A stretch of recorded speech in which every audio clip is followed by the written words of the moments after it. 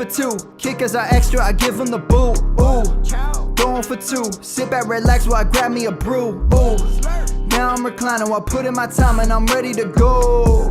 My spine is aligning and much my lineups, my bank account grow. I am so rich, but knowledge is all that I'm leaving it with. Ooh, listen to this. Multiple options, how far can I get? Ooh, DFS Dynasty redraft tonight, I'm not finishing last. I'm finishing past any and all, I am looking to last. What else? This spot is popping and I am so locked in and only opening the door when it is opportunity knocking. And all of these spots keep on talking and talking. So what are we talking? What kind of alignment? And running it deep, even players forgotten or came from the bottom or hitting that top end. And this spot is popping, yeah, this spot is popping. And woo! This is the armchair, yeah. Put up your arms, yeah. Sound the alarm, yeah, yeah, yeah. Woo! What is going on, guys, and welcome to episode 296 of the Armchair Fantasy Show. I'm your host, of course, Geoff Lambert. You can follow me on Twitter at JeoffLambert77. We are live every Wednesday and Friday nights right here on the Going for Two Live Podcast Network on Twitter, Facebook Live, YouTube, and Twitch. I'm here with my two co-hosts tonight, Mr. Tim Strobel. What's up, Tim?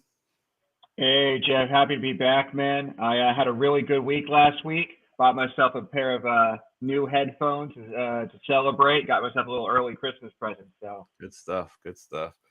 And of course, Gerson is here as well. What's up, Gerson? What up? Had a pretty good week too. Thanks to what is his name, Justin Field. He killed it, and a lot of my roster. I mean, I think it was Justin Field, Tua, and Josh Allen. I think it was last week. I can't even remember the quarterback last week, but. Yeah, they were pretty much just the top plays for me. And I kept saying over and over, there's only really 3 quarterback plays for me that week. And those are the 3 quarterback I played my 150 with. Yep. Good stuff. And those are the 3 to have, too. That's for sure. Because it was a very weird slate last week. All right, let's go ahead and get into the rewind. The weekly rewind. Rewind. All right, one good, one bad. We'll go to you first, Tim. yeah, Justin Fields. Gerson just hit it. I had a ton of exposure to Justin Fields last week. Obviously, he smashed. He was my lock of the week, so I appreciate him coming through for me. And then the one bad is Greg Dulcich. He didn't really come through for me, but it didn't matter because most of the other players in my lineup smashed. So just a spoiler alert, I may be going back to that well again this week. Yeah, he was he killed my cash lineup. It was just brutal. I mean, he was pretty highly owned, so it wasn't too terrible. But yeah, he definitely did not show up. That's for sure. Gerson, what you got for your one good, one bad? Yeah, my one good was Saquon Barkley, who was my lock of the week. He got exactly 3 times value, so I was pretty happy. I thought it was going to be very slow at the first, but then second half he turned it on. Spoiler alert, we're going to be talking about him too. No.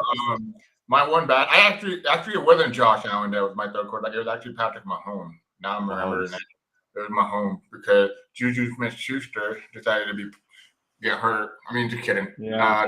No, it just sucks. He got rocked very hard, and I had almost 70% exposure to him because I felt so strong about him being a good player at the price he was, and it hurt me. But like I say, the plays that I talk about on this show, I play them. I'm not going to out them and then not play them. Yeah, I think one thing that changed from our show until Sunday was that Josh Allen was in. When we did our show, we expected Josh Allen to be out, so we weren't on that game at all. So when Sunday rolled around and he found that he was playing, things changed a little bit. All right, so I'm going to go one bad first. My one bad was Dameon Pierce. He was a pretty chalky play as well, but I kind of looked at the stats and kind of thought that it was sort of a fluke because the Giants actually were bad against the run. They just weren't allowing touchdowns to running backs.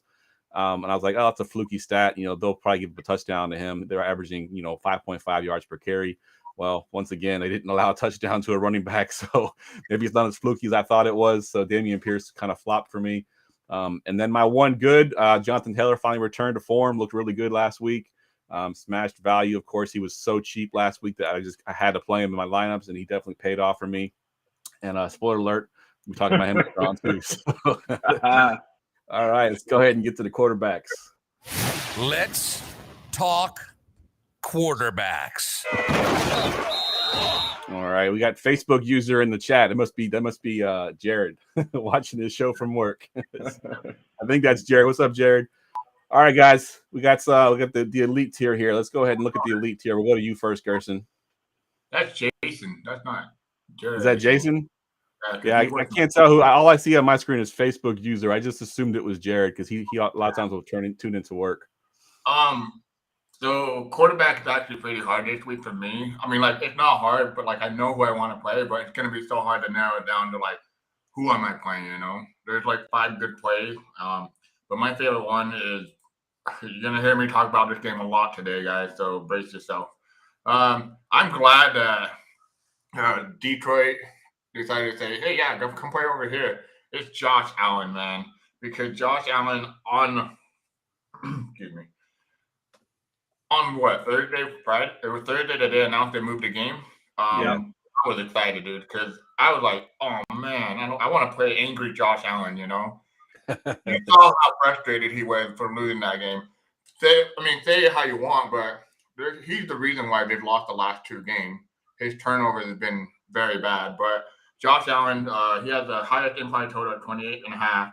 Cleveland, they shouldn't scare you at all. I mean, they ranked 31st in expected play average play per game, 27 in explosive pass rate, and what do you expect out of the the Bills?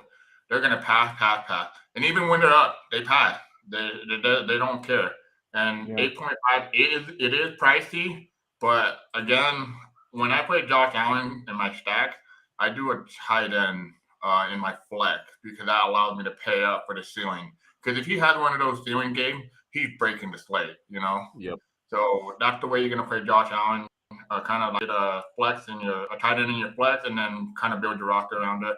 This week specifically, it is extremely hard on value. Hard. Yeah. Like I told Tim, I think it was like Tuesday or Wednesday, I said, dude, these rosters are hard to construct because pricing has been so tight. These rosters, like basically whatever you're gonna make, it's gonna look ugly in one place, you know. Yep, agreed. All right, Tim, let's go to your elite tier. Who do you got in your elite tier here? Yeah, I'm going back to my man Justin Fields again. This week he's got, he's playing the Atlanta Falcons at, on the road, and I think he's just going to absolutely destroy him. He's going to keep it going. The stat I was going to have is he had 28 design runs, 28 runs in the last 2 weeks. He's averaging over 11 yards per run. I mean, the way that they're using him, we'll talk about this later, but I think he's going to have even more design runs this week. Atlanta does not scare you. They're bad against the run and against the pass. So Justin Fields train, let's keep it rolling. Yeah, I like it. Can you guess how many, without looking, guess how many rushing yards he's had in the last 2 games total? I know it's like 315, something like that. Jeff? What is it? I'm gonna go 280. 322 yards. Wow. Can you imagine if you told someone, hey, a quarterback has ran for 322 yards in the last 2 weeks? That is like, wow. That's insane. That's insane. Yeah, he's been a beast. All right, so my elite tier was Josh Allen, so I'll go ahead and move down into the mid tier. I know, Tim, you got one more you want to mention there too. We'll get to him, but I want to talk about Joe Burrow going up against Pittsburgh at 6.8. It's kind of crazy, right? The first game of the season was Bengals and Steelers, and Burrow threw 4 interceptions in that game and still had 26 DraftKings points. I think they kind of fixed some of their issues there. Obviously, they're still without Jamar Chase, but T. Higgins is still there. Boyd, Mixon, I think that offense will be pretty good. Pittsburgh does have their defense back. T.J. Watt is back, so that does kind of put a damper on things a little bit, but I do think Burrow will still be good at 6.8. I can't really avoid playing him. So Burrow against Pittsburgh is my mid tier. Tim, you had one more guy in your elite tier. Let's go ahead and talk about that guy you got in your elite tier. Yeah, it's Jalen Hurts. I think Philly, talking about a guy coming out that's going to be angry. They're coming off a big loss against the Commanders, and then they get Indianapolis Colts. Obviously, the Colts, had a big win last week, for Jeff Saturday against the Raiders, but it's the Raiders. And then this week, they got to go up against Philly. And even though we talked about it, I like Jonathan Taylor in this game. I love Philly in this game. A.J. Brown is healthy. Devonta Smith is healthy. They don't have Dallas Goedert, but I don't think it's going to slow him down at all. And I don't think Jalen Hurts is going to be nearly owned enough for the potential that he has. So I think Allen and Fields will be popular. People are paying up. I think Jalen Hurts is going to be not high enough owned. Yeah, I agree. I like that play a lot. All right, Gerson, let's move down into your mid tier. You got one guy we haven't talked about yet. I do. I Talk don't about- want to go back on your Joe Burrow take. I like that call. I just have to do a little more research on him, and honestly, I want to see the ownership on him on Sunday because if he's below 6%, 5%, I'm probably going to have exposure to him quite a bit. So I like that call. Dak Prescott, man. Yeah. This game it screams like 60-point over, like that highest ceiling. To be honest, this week was hard to find games that were like, over 50 points. I think there's only one game, not even one, right? No, not even one, I believe. Yeah, not even one. Yeah, there's one at 52 and one at 50. Oh, okay. Then my biggest stuff had not. Okay. Oh, Yeah, so I love this game. It is hard to build a stack bringing it back with Justin Jefferson because Jefferson is 9,100, very expensive, but I think there's a lot of different ways you can go. I love Dak Prescott. So basically he has the what's called red zone. That's the way we look for our quarterbacks, right? They're one of the most efficient offense in the league in the red zone. The Vikings have allowed the second highest red zone touchdown in the league and the highest 15-yard pass play in the NFL. So you give me those two combos along with CeeDee Lamb, Dalton Schultz, man, like that is amazing. And Dak has averaged 41 pass attempts per game on the road. So the volume, the matchup, everything's there for a top 5 quarterback performance for him. He's gonna have to keep up with the Vikings because we've seen the Vikings; they can score. They can And score on anybody. Yep. the way you want to beat them is through the passing game. Their run game is not so bad.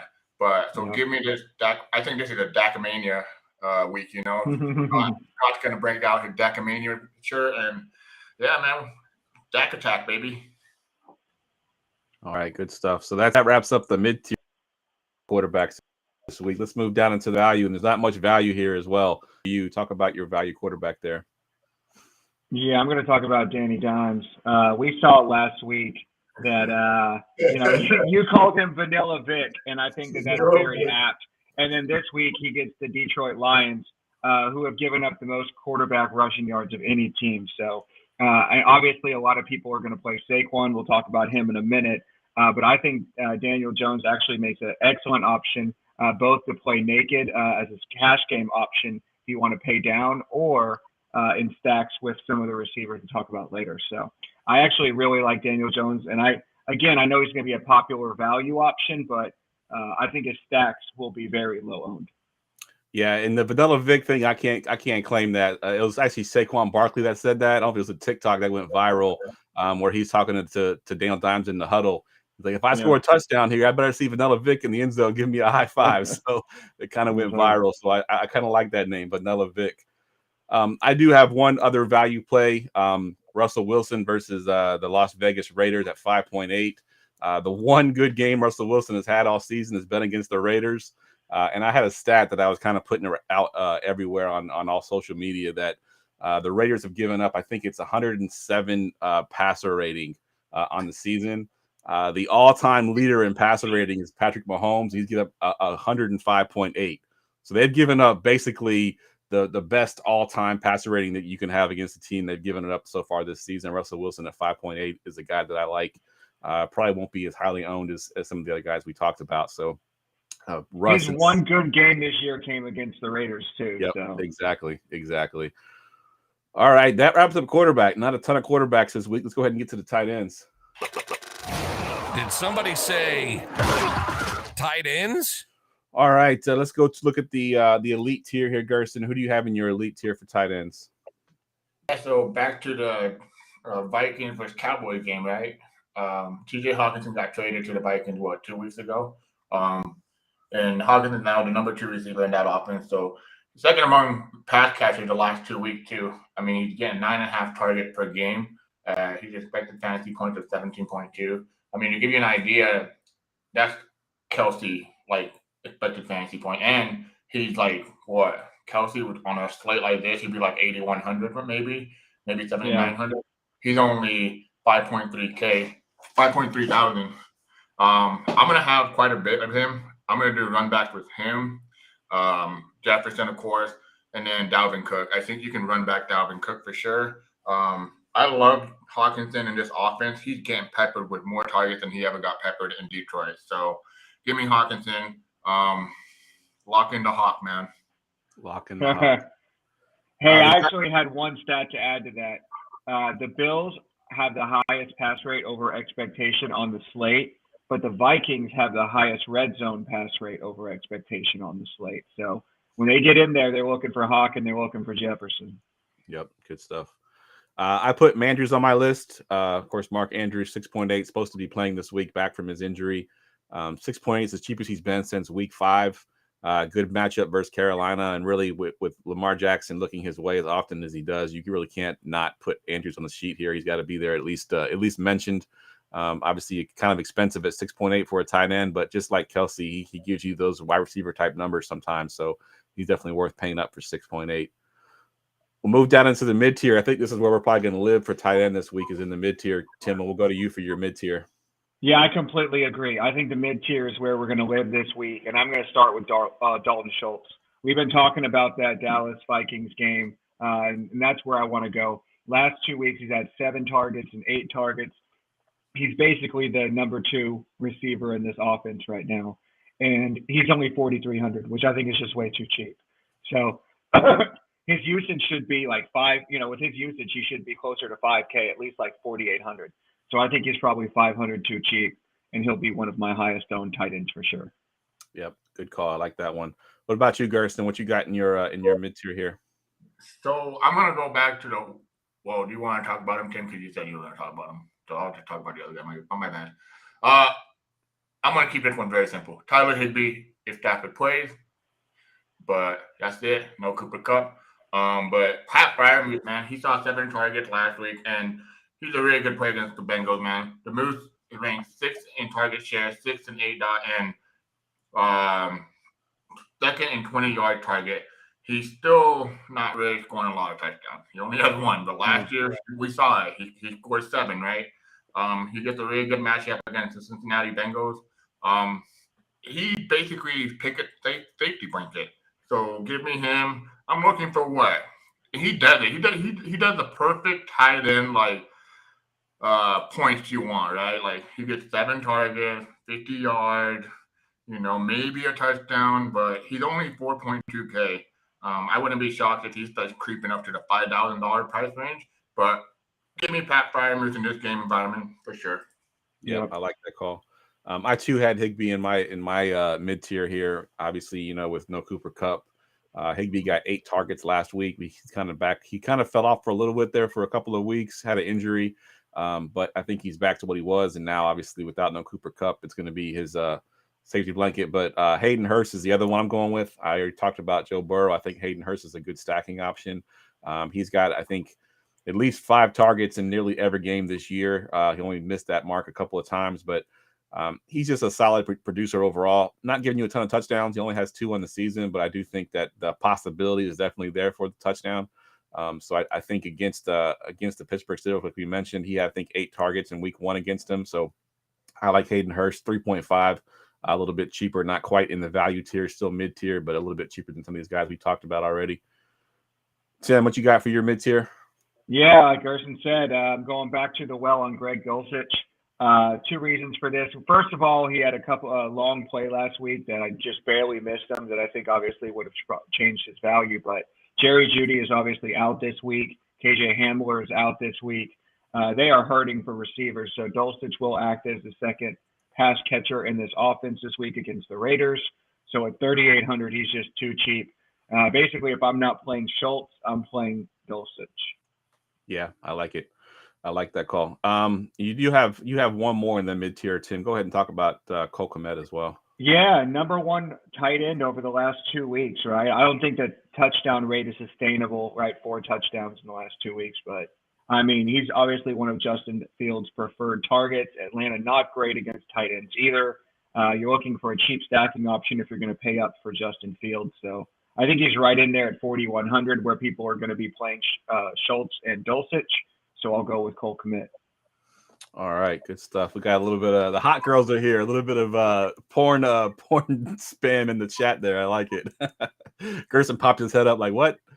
All right, so let's move down into the value tier, and I'll go ahead and give you the guy having the value tier. That's Jawan Johnson at 3.1. He's the only value tight end that I really kind of saw down there. He did have 7 targets last week, and we're talking about some guys just a minute ago about that weren't getting touchdowns. Well, that's one thing he is getting. He's had a touchdown in each of the last 2 games. Had a 2-touchdown game back in week 7, so he's obviously a red zone threat. Andy Dalton seems to have chemistry with him, and he will be the starter again this week, even though Winston was rumored to be the starter. It is going to be Dalton one more week at least. So Jawan Johnson is my value tight end. Gerson, you got one more guy down there. Oh wait, no, we can't talk about him yet. So we'll get to him a little bit later on in the show. All right, let's go ahead and get into the running backs. It's time for running backs. Running backs. All right, let's look at some of these running backs here. We'll go to you first, Gerson. Talk about one of those elite running backs that you have there. Yeah, man. I mean, this week it seems like we're going right back to what last week was, right? Saquon's the best player at running back. Absolutely. Sorry, I'm laughing at Scott on the shy. He said, "Be right back. Gotta go check out this link." Gotta love those spam people, right? Saquon Barkley to me is probably one of the smash players of this week. I mean, he basically the running back one, I mean, Barkley playing at home against the Lions, 27th DVOA, 24th in defense adjusted line, and 24th in fantasy points allowed to running back. I mean, this is a smash spot. He's gonna get 30 touches. He's almost a lock. He's almost a lock, but he's not. You know what I mean? Like, I have to hope. Like, he's basically can only be able to. I can only afford him in roster with probably Justin Field, Dak Prescott. I'm not going to be able to afford him with Jalen Hurts, Josh Allen. Too expensive. Yep. It's hard. But you give me Saquon Barkley in a great matchup against the Lions. I mean, this Lions team is horrendous, man. I can't believe they beat the Green Bay Packers though. Yeah. Hey, one thing I wanted to point out on Saquon is depending on what site you use for projections, I saw one site where he was 6 points higher than the next nearest running back on the slate, which is just kind of ridiculous. All right, Tim, let's talk about your elite running back there. Yeah, I want to talk about Dalvin Cook. They've been two things here. First of all, Cowboys, they give up the 3rd fewest passing yards, but the 4th most rushing yards. And we've seen over the last couple of weeks, they've actually been giving him a ton of work. He had over, almost 20 touches last week. He had more than 20 touches a couple of weeks ago. I feel like he's kind of hitting his stride, right? Like he wasn't really killing it earlier in the season. The last few weeks, he's been killing it. So I like the Vikings in this game at home. We've talked about that. If you're going to go Dak Prescott, everybody, I don't say everybody, but Jefferson will be popular. I think Hawkinson will be popular. I think Dalvin Cook will be a little less popular. So I'm going to go with the running game. Cowboys have not looked good against the run, and I don't expect it to be any better this week. All right. Yeah, I like that call a lot because you're right. The Cowboys are really good against the pass, and I was scared to kind of put some of the pass catchers on that. But, Cook would be a good way to go to kind of pivot off what the chalk's going to be. All right. Let's get to my running back. Lock it in. All right. I'm locking in Mr. Jonathan Taylor. I mentioned he was my one good from last week. 7.8, still too cheap. I think the Commanders kind of laid the blueprint last week and how you beat the Eagles, and you just run the ball some more, and then run it again. Eagles could not stop the Commanders. I feel like that Jonathan Taylor's a little bit better running back than the ones that the Commanders have. So I do think that they're going to kind of use that blueprint, run Taylor to death. Jeff Saturday obviously is not the coach. He's going to change the philosophy a little bit. He's just going to keep riding them. Gerson's raising his hand, so he must have something to say. Go ahead, Gerson. What you got? Well, I don't think you're going to cover it, but if you can keep on going. But if you don't cover it, I'll cover it. No, go ahead.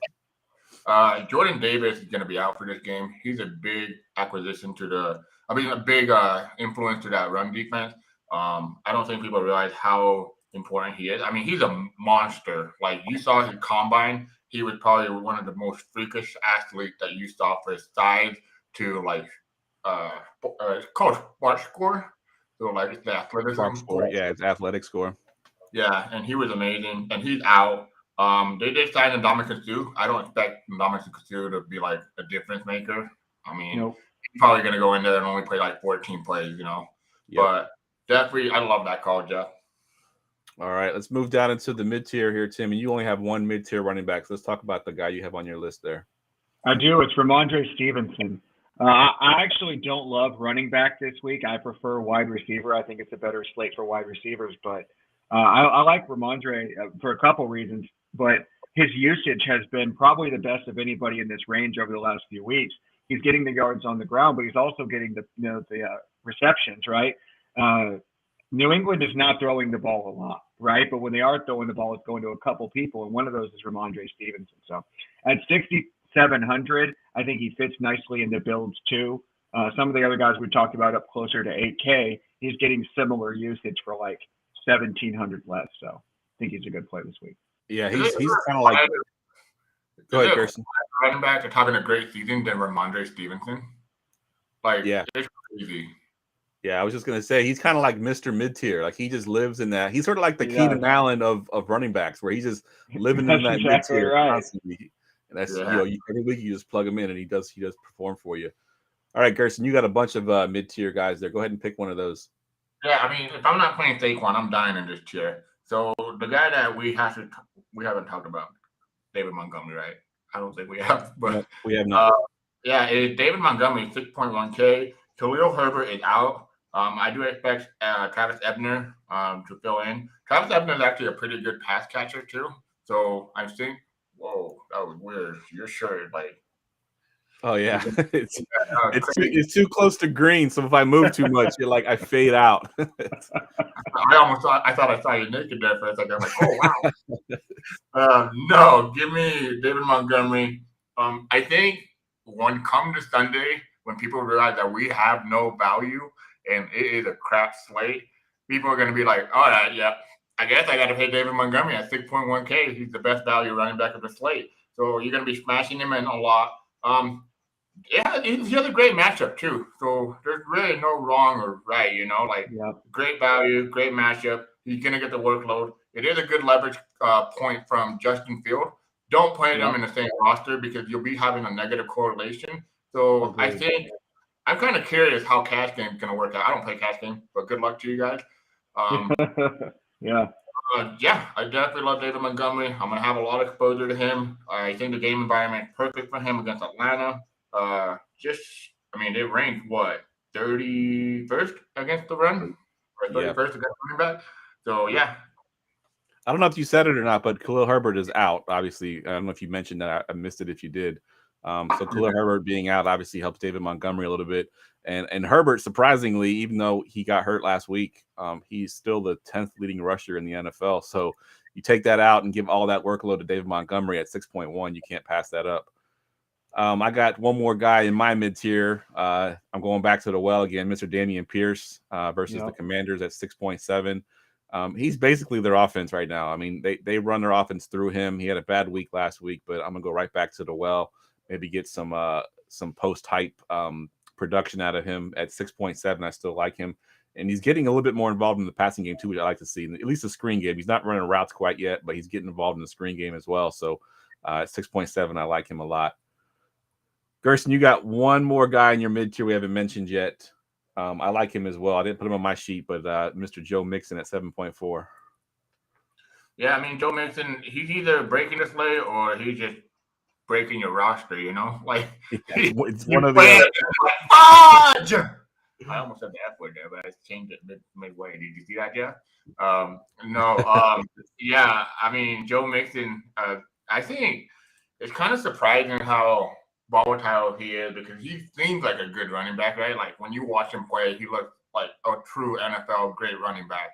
But then you see these little, run down the middle, 1 yard.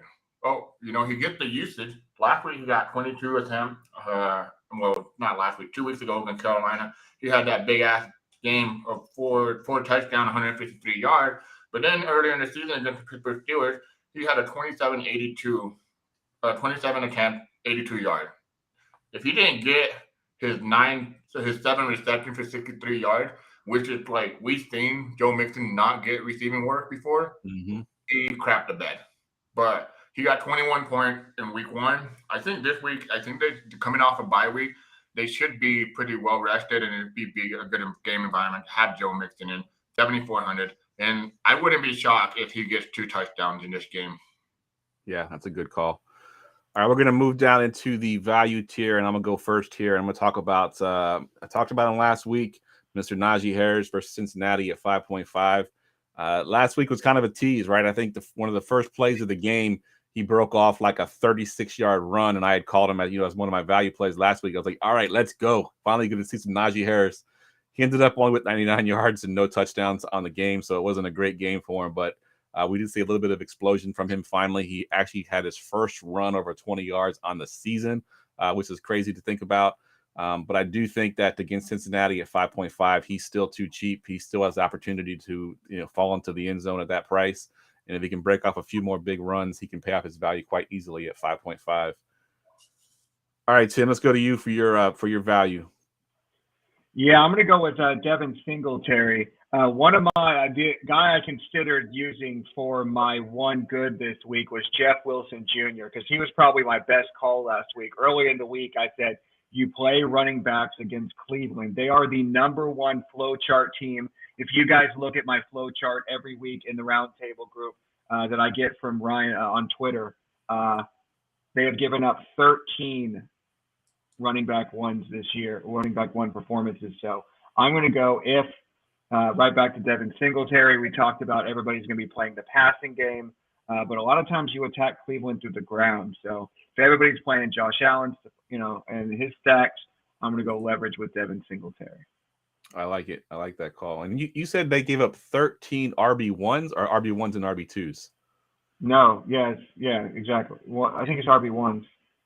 Wow. That's RB1s and RB2s. Yeah, you're right. RB1s, RB2s. That's still 13. It's only been 10 weeks. So, I mean, they've given up multiple in the same game. So that's pretty crazy. That's definitely. All right, Gerson, let's talk about, you got two guys basically in the same block there because they're basically for the same team, kind of in the same price range. Go ahead and talk about both those guys. Yeah, I actually probably like these guys more than other people because I can see this game getting out of hand. Washington is actually, with Heineke, they look so much better. Like, he just runs that offense so good. I mean, he might be like Brett Favre, where he throws 30 interceptions in one game, but he at least get touchdowns, big plays and stuff. And I think they're riding it, man. I don't know if you guys saw the video of him they gave him all the chains just to imitate the Kirk Cousins scene. I mean, they're enjoying it. It looks like Washington's actually enjoying football. I can't believe how bad Carson Wentz looks as a person for football, like for the football team, like they're like basically like he's that guy in the corner and they're like, yeah, bro, you're not invited to the party. F you, dude. I'm out, But Carson Wentz is the dude on the back of the plane that's like, hey, guys, we're not supposed to be drinking. League rule says we're not supposed to be drinking on the plane. Meanwhile, Heineke's got the chains popping the bush light like, fuck you, Carson. Oh, yeah, dude. Big time shout out to him, man, because I like drinking Bush. I'm pretty sure you guys see me drink Bush, and like the people would never expect a beaner to drink Bush, But yeah, I like that. But back to the point. Sorry, I don't even know why we're talking about Heineke so much. Brian Robinson at 5,300. Coach, these guys are drinking on the plane. Brian Robinson and Antonio Gibson at 5.3 and 5.6. I think I'm gonna have exposure to them, but I'm gonna try to balance out probably the way I feel this game environment can go. And the way I feel this game environment can go is that they're gonna run the ball a lot, right? So I have to pick my poison. Are they gonna play from behind or run ahead? I'm going to have to share both of them, though, because Gibson can catch the ball, and Brian Robinson, he basically just the real runner there, So they're both cheap. Where there's a slate that's really ugly for value, those two guys are going to open up a lot for your roster if you play them. Yeah, I like it. Just going real quick back to Heineke drinking Bush, I feel like he's missed out on a good sponsorship. Like, he should be drinking Heineken. I mean, isn't that basically what he should be drinking? Right? That would be a great sponsorship right there. All right, we got one more value there, Tim, and we're kind of running. We got plenty of time here, so go ahead and talk about your last value. Yeah, this one really depends on whether or not Gus Edwards plays. He was limited in practice all week. If he doesn't play, I love Kenyon Drake in this game. We'll talk about it later when we get to defense, but Baker Mayfield is starting for the Carolina Panthers this week. They have a 14 projected team total. So I think this is one of those games where they are going to run. And if it's Kenyon Drake, he could see close to 20 touches at 5,900. So I don't think a lot of people are going to be on him. Gerson, you can maybe tell me what his ownership's like. But if Dust Bus doesn't play on Sunday, I'm playing some Kenyon Drake. Yep, I like it. Yeah, All right, let's get to wide receivers. Or not. And now, wide receivers. Gerson, you had one more point you wanted to make. Go ahead, make your point. Well, no, I was trying to answer Tim's question, but yeah, he's coming in at 1% ownership. Yeah, absolutely. All right. Let's go ahead and look at the receivers here. And I'm just going to do the double drop here because we have nobody else to talk about. Lock it in. All right, Tim, we'll go to you first here. Give me your lock of the week here. Yeah, it's Stephon Diggs, right? We've already talked about the passing game for Buffalo. Highest pass rate over expectation on the slate, and they get to play in a dome game. Josh Allen in a dome is legendary. We like the other guy. We'll talk about him in a minute, but the volume for Stephon Diggs is crazy. Basically, he's number 2 in volume after Tyreek Hill. Tyreek Hill is not on the slate, right? So there's another guy we'll talk about here in a second. It's a little bit more expensive, but I actually like this guy's game environment as well. And like I just talked about, you can attack Cleveland through the ground, but you can also beat them deep. So this is just a great spot for Stephon Diggs, averaging over 10 targets a game. So, yeah. How is he still only 8.3? I don't. He should be more expensive than that. Yeah, I feel like DraftKings has juiced up the price of the mid range and the lower range of wide receivers, but the high range, there's still a couple guys that you're like, okay, I think he's a little underpriced. And actually, some sites I looked at, they have him as the number 1 projected wide receiver on the slate. So yeah, he definitely agree. Could end up being a value at 8.3, which is crazy. That is crazy. Let's get to Gerson's. Lock it in. All right, double locks of the week back to back. Yeah. CD Lamb, man, 7,500, very cheap. Last week he basically broke the slate. He's the reason why I'm not 20 grand richer right now. By the way, CD, I was up I think I was in second place at one time in this plan, and then next thing I know that Cowboys game came in. I'm like, well, thanks, dude. But yeah, I mean, he had a big game last week. One of the weird things when I did my research, I found it shocking because I'm like, CeeDee Lamb's the number 1 wide receiver, right, in that offense. But really, in reality, CeeDee Lamb had been just okay with Dak Prescott. He's averaging, hold on, right here. He's averaging 55.2 yards per game over the last 10 starts with Dak Prescott. In comparison, Dalton Schultz has averaged 50.9 yards per game. But what I love about this game, he has a great matchup, one of the best matchups of the slate. The Minnesota Vikings, their slot wide receiver allow the most points per game to fantasy wide receivers. So that's the way you beat, and they're going to pass the ball a lot. And Lamb with Prescott under center, he turned 15 targets into 41 points last week. And I love this week's matchup. I'm going to have a lot of exposure to CeeDee Lamb. I don't know if people really are going to treat him like, he's a wide receiver, top 5 wide receiver. I mean, we have a lot of expensive wide receivers, but I mean, rest in peace to Cooper Kupp. I'm for sure going to miss him a lot. I love the guy, but I mean, this week we have Stephon Diggs, 8,300. We have Justin Jefferson, 9,100. Devontae Adams, 8,700. What's his name? Yeah. And so those 4 guys, I mean, to pay 7,500, what you could get the ceiling of what those guys can get, Yeah. Sure, you're gonna feel even better playing Justin Jefferson, but what if he was just 3 to 4 points less and he's $2,000 cheaper? Mm-hmm. Yep. Hey, I just wanted to correct my stat there. So Stephon Diggs has had 9 games. He's had 99 targets, so he's averaging 11 targets a game. Nice. All right, Tim, you got a receiver there that you just have the name as fake ass wide receiver 1. Let's talk about we just talked about him, Justin Jefferson. This dude has been absolutely killing it. He had arguably the catch of the year depending on who you talk to, the best catch of all time last week against the Buffalo Bills. But it seems like exactly every time this dude has to face a semi-decent corner, he doesn't end up having a great game. Trayvon Diggs semi-locked him down last time. I think, he's probably gotten a little bit better since then, but this could be one of those games where he gives you 7 for 74 or, and at 9,100, that's just not going to get it done. So sure, he could of course go for 40 points and he's going to be highly owned and should be, but there's a decent chance he has a very average to below average game. And at 9,100, he's just going to kill your lineup if you have him. So that's why I listed him as a fake ass wide receiver 1. Because it's like you have to play him, but you also know he's going to let you down. Yeah, that game is coming soon. I would think too. I think you're right. We had a couple games earlier in the season where he let everybody down as well. All right, let's move down into the mid tier, and I'm going to talk about Mr. T. Higgins, 7.1 at Pittsburgh. I talked about Joe Burrow already. Obviously, Higgins is his number 1 target. 7.1 is I think still too cheap for him with no Jamar Chase there. Higgins is their red zone threat as well. What was that, Gerson? You keep convincing me more and more to play Joe Burrow, and I'm getting nervous. Yeah, so Higgins, obviously, like I said, it's a good stacking option with Burrow. Pittsburgh secondary is not very good, so and that's a pretty inexpensive stack when you compare him to some of the other quarterback receiver combos that we have on the slate. You're paying 6.8 for Burrow, 7.1 for Higgins. It's not too bad, so I like Higgins a lot this week. Gerson, let's go to you for one of your mid-tier. So, I was kind of shocked that none of you guys listed him on you guys'. Oh, actually, Tim did, but he was all the way down at the bottom.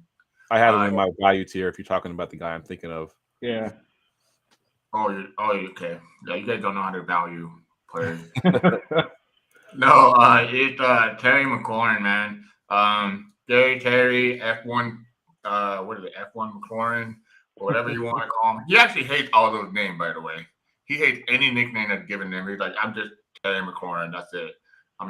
But with Tyler Heineke, Terry McLaurin's fantasy value has been amazing. McLaurin's averaged 16.6 fantasy points per game, 14.5 expected fantasy points per game, 8.5 targets per game, 117 air yards per game since Heineke took over. Like I said earlier on, Taylor Heineke is like Brett Favre, right? He just chucks it. He doesn't care if he gets an interception. He's very damn lucky that they didn't win. They didn't lose that game because of his interception. But it's just shocking that his price he's 5,900. He's wide receiver 17, to give you an example. I'm gonna have a lot of Terry McLaurin. I just love the price at his range. And let's say he has the same game that he had last week. It's very possible, right? To me, this week is ugly for value, and 5,900 versus the Houston Texans. I think I'm going to go there quite a bit. He had a 23-point game last week. Yeah. And, with Taylor Heineke, if they get ahead, that's what worries me the most because they're just going to run Ben Robinson. But give me Terry McLaurin 5,900. I think but every third down he's going to go to Terry McLaurin. And I saw that a Texans top corner Derek Stingley is out. So he'll be mostly matched up against their usual slot corner, who's Desmond King. So he already makes Darius Slay, arguably one of the best corners in the league, look not so great. And now he gets a backup slot corner. So it's on for Terry McLaurin this week. Yeah, I had him on the sheet, for week 8 when I talked about how DraftKings lowered his price by $100 after he had 6 catches for 113 yards. Now, this past week, he played Monday night, so they didn't get a chance to put down the correct, money line. The week 11 Monday night bonus. Who saw that coming? Yeah, exactly. So he had 8 receptions, 128 yards last week, and DraftKings again lowered his price by $100 from what he was last week after that huge monster game because, of course, they couldn't adjust for it. So, yeah, McLaurin, if you didn't notice, McLaurin was the thumbnail pick on the YouTube channel this week because I'm all over McLaurin this week. So, yeah, I love that call. Yeah, he was almost a lock of the week because he rates as my number 1 value wide receiver. Definitely. All right, Sam, what you got in your mid-tier? Yeah, I don't want to talk about another Buffalo Bill, so I'm going to go with the sun god, Amon-Ra St. Brown. This guy I almost put in the top tier because his target share lately has been top tier. number one in the NFL at over 40% the last 2 weeks since TJ Hawkinson has been traded to the Vikings. So basically, Jared Goff, when he was out, looked up and said, "Where's TJ Hawkinson?" and threw it to him. Now that he's gone, he just looks up, says, "Where's Amon-Ra St. Brown?" throws it to him. Like at 7,200, that target share should put him over 8K, right? He should be up there with Stephon Diggs and guys like that. He's honestly too cheap. He's going to be popular and for good reason. I think he's right in there with the CeeDee Lamb and Terry McLaurin, guys you just absolutely have to have in your lineups, both in cash and GPPs. Yep, I love that call. Gerson, what you got for your another mid tier, and then I'll give you my last mid tier after you pick one of your guys. Yeah, I have Cortland Sutton. He's 6K. Jerry Judy's out. I mean, he's to me, it's the Raiders, dude.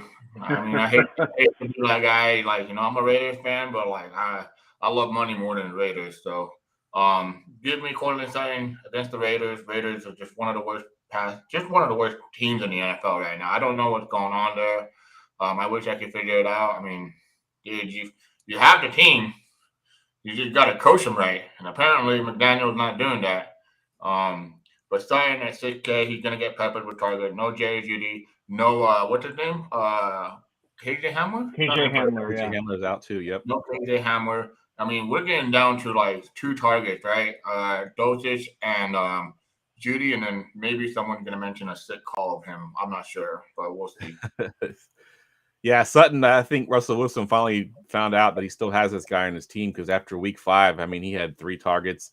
He had 9 targets in week 7, but only caught 3 of them. He had 4 targets in week 8, and then they had the bye week, and then they figured out that, oh, yeah, we got this guy who's pretty good. Let's get him 11 targets. They got 11 targets last week. So 11 targets against the Raiders, I'll take that all day. So I love that call at 6K. Let's see. Couple guys I'll just mention because we got a ton of value receivers we want to talk about. So you mentioned you don't want to talk about no more Bills, Tim, but we got Gabe Davis, of course, in the mid tier. Gabe Davis could be the best GPP play on the slate because he has a great expectation of more than 3 times value, and he's coming in about 1/4 to 1/5 projected ownership compared to Stephon Diggs. Good stuff. And then Michael Pittman, Gerson and Michael Pittman in his mid tier as well. Let's move down into the mid tier, Tim, and give me one of your. I'm sorry, your value tier. Give me one of your value tier guys. Yeah, I'm gonna go with Garrett Wilson. He comes in just in the value tier at 4,900, and I'm loving it because the way we talked about value is not really there this week. This is a guy who could realistically project for 8 to 10 targets at 4,900. Corey Davis is out, and it seems like when he's been out, Zach Wilson, he's not. Definitely not throwing the ball to Elijah Moore. He's in the doghouse. Denzel Mims is coming in for like 3 snaps. He's looking up and he's finding Garrett Wilson. So I'm going to go back to him this week. I think he fits well in lineups, and he gives you a decent floor for a guy under 5K.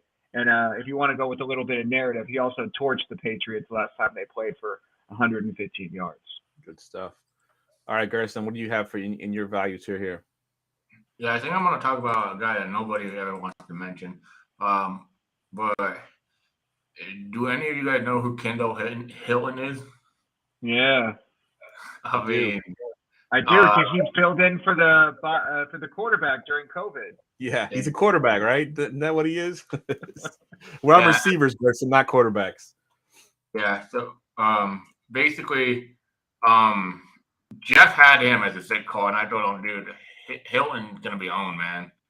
I don't know why. Like, I'm looking at all like 7 different websites, and I'm higher on him than all these websites, basically. But Judy's out, Hamler's out, Hilton's there. He's gonna get peppered with target. 3.6K. His ownership is very low, but it's like right now. Hold on, I don't know. I think it's at 8%. I have them, but it's just cheap, and I'm looking for value. I've never begged baby Jesus, harder than anything than to get value this week, because the way I'm each roster I made, there's not, every week you go, yeah, I love this roster. There hasn't been, yeah, I love this roster. There's just been like, yeah, oh, damn. Yeah, I don't know. Yep. So give me Kendall Hilton at that price. I like it. So in my value tier here, I'm going to go with, this is his last opportunity to really do something. Mr. Allen Robinson, 5.6. No Cooper Kupp. It's crazy, right? I was doing some research on something else, and I realized that A-Rob is actually in the top 7 in end zone targets. I think he has 10 on the year, which is crazy because, he doesn't have a lot of touchdowns. So hopefully this week he can get it together. 5.6. He's basically the de facto number 1 receiver. Wide receiver. I know Higbee will probably get more targets than him, but this is the week he got to do something, or he's basically me washed at this point. So A-Rob is my value at 5.6. We got tons of value. Let's go back through one more time, Tim. Give me another one of your value guys. So we talked about Cooper Kupp is out. Those targets have to go somewhere. They could go to Allen Robinson. They could go to Van Jefferson, but I'm going to go with Ben Skoranek. This is a guy a few weeks ago we wouldn't imagine playing, but value has gotten so bad that this guy is now considered an actual play. I've seen him projected for 5 to 7 targets. And we talked about it may just be as simple as Matthew Stafford looks up and tries to find the white guy. So, I was gonna say, bro, we ain't gonna be racist on this show, but we are absolutely going for it. He looks up, he's gonna play the same, probably projected to play mostly out of the slot, right? Run a very similar route tree to Cooper Kupp. He's obviously not Cooper Kupp, but we're talking about the Saints, man. At 3,900, what do you really need? 10 points or more? If you're going to fit in all the other guys we talked about, Justin Fields, Saquon Barkley, Stephon Diggs, right? You got to pay down somewhere. Ben Skoranek, that dude. I like it. So, I like it. Oh my! I will say this. I'm not gonna lie to you guys. I am out on the Rams offense. Like I'm including that game basically, including the Rams. Only way I'm gonna play a Ram player if Stafford's in, I'll play Higbee, and that's it. Nobody else. I don't care about anybody else on that team. There's just there's better plays out there. No. I mean, it is true what Tim said though. I mean, Skoranek looks exactly like Cooper Kupp out there, so Stafford might just hit him. Yeah, good stuff. Gerson, go ahead and give us one of your values.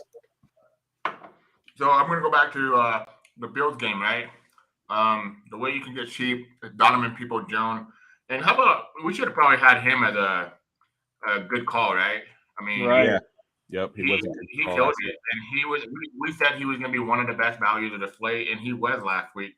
Last week he had 9 targets, 5 receptions, 99 yards, dude. If he would have got one more yard, he would have gotten 18.9 points.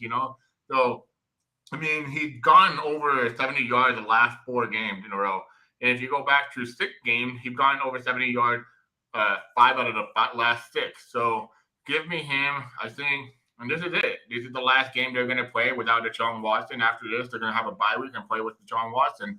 So I expect Donovan Peoples-Jones to be a great target in this game. It almost feels like the same game environment they had last week against Miami. The Miami was a high octane offense. This offense is just as good as Miami, if not better. You get me Donovan Peoples-Jones, very cheap value on the run back. And I'm going to have probably like 30 to 40% exposure on him for sure. I like it. All right, I'm just going to mention a couple of the value tier guys that we still haven't mentioned yet. I had Mac Hollins versus Denver at 4.5. Still without Waller, without Renfro.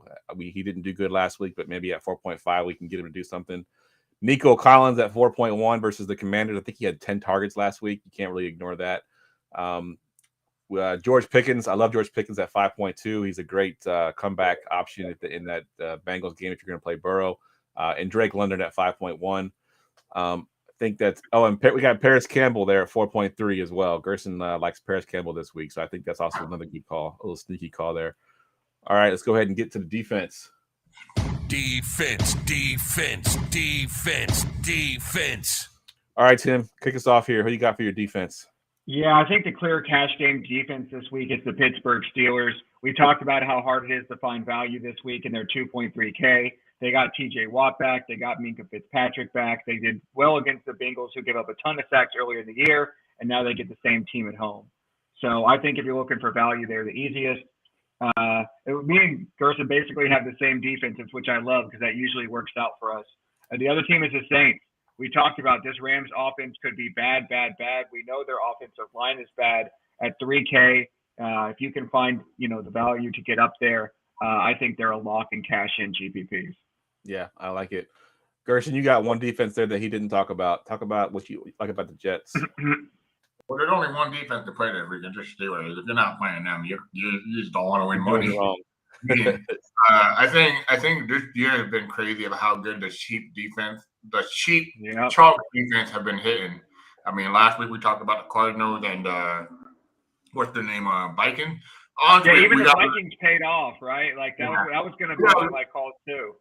Yeah, but we got very lucky on that because we did. But the Vikings had a hell of a game. I mean, I'm one of those people that I just trust my instincts and I go for it. I'm like, all right, he's gonna be throwing the ball a lot. Josh Allen has had turnover problems, let's do it, But it's the New York Jets, man. I've done this all year long.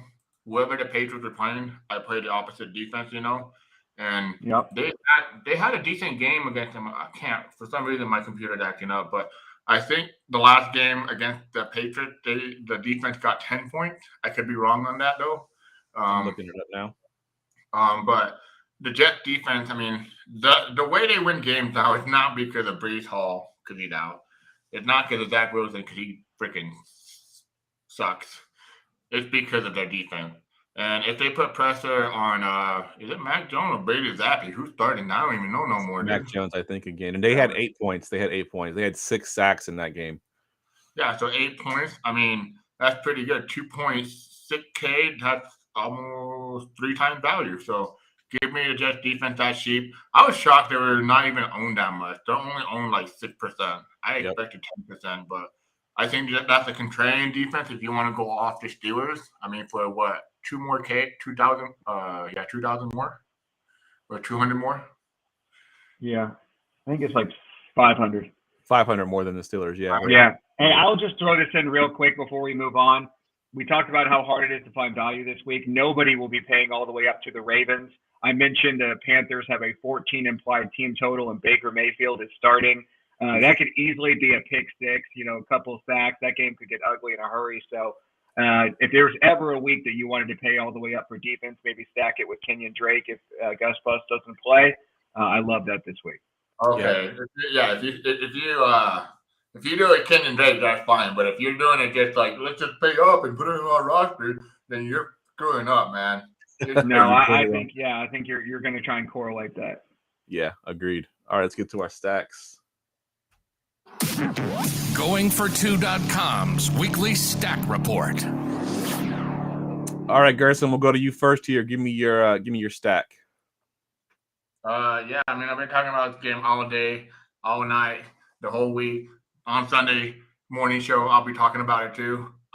It's Josh Allen, Gabriel Davis, Stephon Diggs, and DPJ, man. Donovan Peoples-Jones. I'm gonna have a lot of exposure to this game. I told you guys the way you're gonna be able to fit that stack is double tight end. That's the only way. Because if you don't do that, then you're gonna have Brian Robinson and Antonio Gibson, Devin Singletary. Well, you won't have Singletary, but you have very bad running backs. But if you do that, double tight end, you'll have like one of the upper tier, like Jonathan Taylor and say Brian Robinson. At least you'll have a good running back that has a 30-point ceiling, and then a running back that's just going to get you value. I like it. I think it's funny because I think Tim ended up talking about most of the Bills players, and you got the stack. And then Tim's stack, actually, I think Gerson talked about most of Tim's stack, and Tim has this stack. Go ahead and give us your stack, Tim. Oh, you're on mute. Yeah, we absolutely flipped it this week because I'm going with the Dallas stack. Dak-a-mania, get ready for it because it's Dak, CeeDee Lamb, Dalton Schultz. And I talked about Minnesota's bad against the pass, so you play the passing game. Dallas is bad against the run, so I'm bringing it back with Dalvin Cook. I like it. If you've been listening to the show, you know where my stack is going to be at. I'm going Joe Burrow, T. Higgins, Mixon if you could fit him in, and then bringing it back with George Pickens. I almost said Carl Pickens. George, I almost threw it back all the way back to the 80s. George Pickens on the comeback. What was that? Look, Gerson, what'd you say? Who the hell is You don't have Carl Pickens? Look it up. He's I think he played for the Bengals actually way back in the day. He's an old school receiver. I think it's the Bengals though. That's probably why I messed up because I'm doing a Bengals stack here. And I just had that in my head. He did. He played for the Bengals. Yep. All right. So yeah, that's my stack this week. Burrow, Higgins, Mixon. You can go Burrow, Higgins, Boyd as well if you want. Another fairly cheap player you can fit in there as well. All right, let's get to our sick calls. And now, the sick call of the week. All right, we got some doozies this week, that's for sure. Because we're running out of players to pick here. I think DraftKings has been doing a really good job pricing the guys up properly. Gerson, we kind of teased yours a little bit earlier, so go ahead and talk about your sick call. So before I talk about my sick call, I want to answer Scott's question. He said, "Gee, what do you think of Keelan Cole with Devontae being questionable?" I think Devontae will play. A lot of people don't realize this, but the NFL requires you to put a tag on them, no matter if they're like, I don't know, scratch their knee or something. You still have to report it. Devontae's playing. The whole Raiders, I think there's a couple of injuries. Everybody's playing. So no, I don't like Keelan Cole. I'm out on him. There's better values. And if Devontae's out, I would probably play Mac Holland over him. Mm-hmm. But anyway, so my sick call, I mean, this guy actually had a hell of a catch in the Monday Night Football game. Was it Monday night? Yeah, it was Monday night, right? It was Sunday night. It was Monday night. Yeah. Jack Stoll, man. Dude, I tell people this, like, this week is the hardest, the most ugliest. It's like almost, it's just sad how sad it is, like, for value. And the only way I actually feel good about my roster is by playing Jack Stoll at 2,500. I'm like, oh yeah, that could work. And then I look at Jack Stoll, I'm like, yeah, he could give me like 5 points, but fuck it, let's do it. Let's ride it. Ooh, my first curse word. What do you know? That's one. Yeah. Good stuff, Gerson. That's an hour into the show. Well done. Jack Stoll at 2,500. I'm not expecting like a mega, like, incredible game, man. If he gets me 6 points, I'm happy, dude, because that at least allows me, on a slate was so ugly for value, it allows me to pay up for all the studs or the great plays that we want, Yeah, Jack Stoll against the Indianapolis Colts at 2,500 is that sick call of the week for G. All right, like it. All right, Tim, what you got?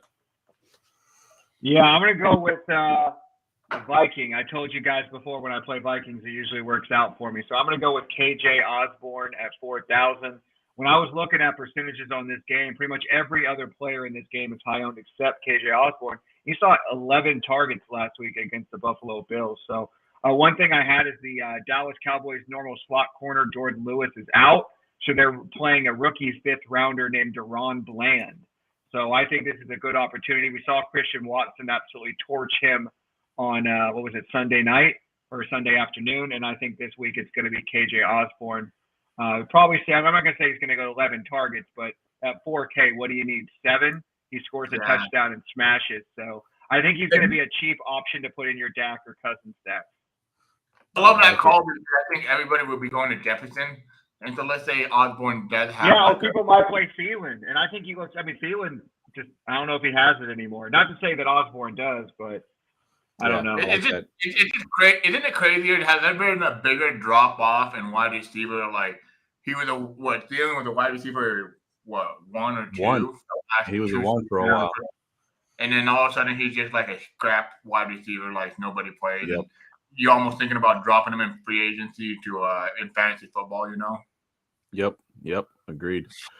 All right. So my sick call is like so sick that it's terminal, right? This is like you're on life support at this point.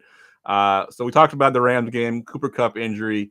I'm gonna read off some stat lines here really quick. First one here is 5 receptions on 6 targets for 60 yards and 2 touchdowns. And then I'm going to go to this next week, 6 targets again, 5 catches, 96 yards, and one more stat line here. Sorry, I have to find each one of these on the box score because I didn't have them pulled up already. Where am I looking at here? Oh, there it is. 9 targets, 5 catches, and 76 yards from my sick call. Yes, it was preseason, guys. I know that doesn't actually count, but those are his numbers this year in preseason in 3 games, and that's Lance McCutcheon for the Rams. He's minimum salary. He's dirt cheap. He's $3K. You know, they did say they're going to have like a receiver by committee to kind of fill in for Cooper Kupp. And McCutcheon actually looked really good in the preseason. If you watch any of his catches, I mean, he was making some pretty crazy catches in the preseason. He was sort of their preseason MVP. So at 3,000, I'll take one little shot for him in a GPP. Yeah. Alex asked if is G asleep. I think I put Gerson to sleep with my sick call. He did. Now he's looking up on his phone. Who the fuck is Lance McCutcheon? Well, I'm like, no, I'm trying to make a trade in my dynasty league. Sorry. Oh, I got you. Dude, like, right. when I saw that name and Jeff said, I'm gonna go add him before he blows up and add him in dynasty. I'm like, bro, ain't nobody adding this month. You know. Yeah, he's definitely down the pecking order, but I wanted to get his name out there just because I do think he's got some skill. I do think he eventually gets his chance. It probably won't be this game, but I just wanted to make sure to get it on record that I actually like this guy a lot. So there it is. Hey, Shaq, I'll tell you what. I will buy all the beers you guys want for my potty mouth if I win $1 million. When I win $1 million, party on me, baby. All right. For everybody. I did have one programming note. Hopefully people that are in the chat are still listening in. But next week, we will not have a Friday show. We do it every year. We move our Friday show to the Wednesday's time slot so we can preview the Thanksgiving games as well as the main slate. It's one of our favorite shows of the year to do, the Thanksgiving game, Thanksgiving slate. Even though it's only 3 games, it's a lot of fun. So please tune in next week. It'll still be at 10:30, but it'll be on a Wednesday night instead of Friday night. Gerson, what are you going to say?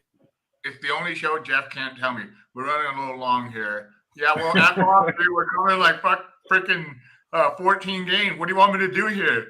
I'm working with magic here. Give me a break.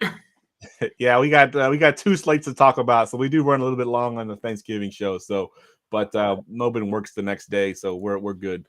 You gotta love Thanksgiving slate, though, right? Like it's like absolutely. I tell people this. I love Thanksgiving more than I love Christmas now.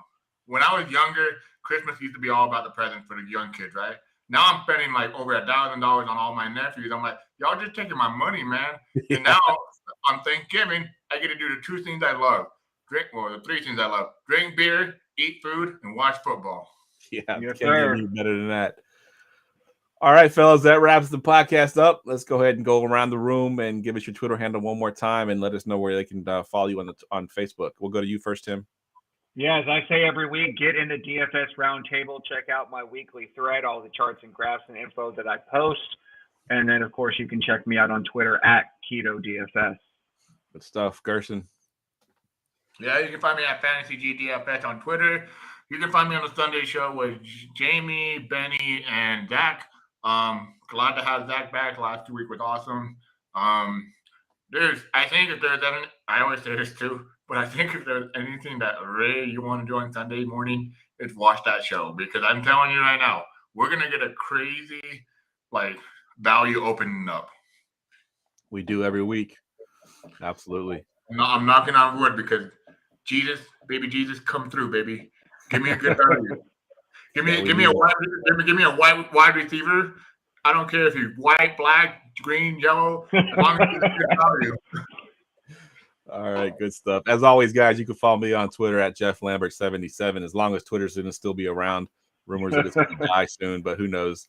I'm actually excited because tomorrow I won't be able to catch the show tomorrow because I'll be cooking my chili because I'm going to a barbecue for the first time since pre-COVID. So I'm pretty excited about that. So I'm going to make my famous. I'm not wearing gloves. Get out of here. Yeah, I'm making my famous chili. It's bacon, pineapple, jalapeno chili. It's pretty banging. So I'm excited about that. So I won't be able to catch the show tomorrow, Gerson, but definitely have fun with that.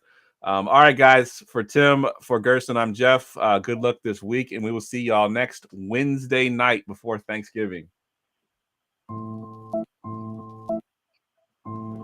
Go Pack, go! Peace. All hail